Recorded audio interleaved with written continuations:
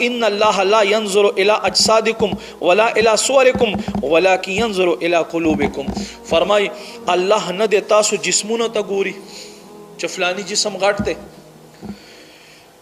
او نه د تاسو صورتونو ته ګوري ولكن ينظر الى قلوبكم، لیکن الله رب کریم د تاسو زړونو ته ګوري، زړونو ته ګوري، په زړونو باندې فیصله کوي.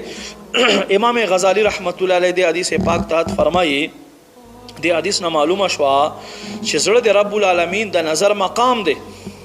نو فرمایي تحجب د پخ سړی باندې چې خپل ځان خو په منځلو باندې صفا کې او خیره لري کی چې خلکو ته عیب نه ښکاریږي، خو فرمایي چې رب په نظر د هغه ځای د نه صفا کوي، اس شای دی هغه زړه دی، زړه دی هغه نه صفا کوي. ما عزت مندو سلطان العارفین شیخ سلطان باهو رحمت الله علیه فرمای ووره وای په منځلو او په لامبلو سره کچیرته الله قرب ملاو کېدو کنه، په منځلو او په لامبلو سره کده الله قرب ملاو کېدو، نو فرمای دا مایان خو 24 غنټې په وبو کې وي، دوی نه بسوک الله ته نږدې نو. که په منځلو او په لامبلو سره د الله قرب ملاو کېدو، نو مایان خو 24 غنټې په وبو کې وي، دوی نه بسوک الله ته زیات نږدې نو.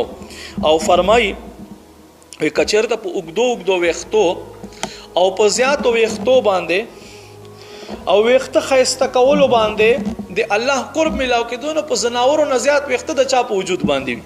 په کار داو چې دا زناور به الله رب کریم ته لواړو نه ورنږدې.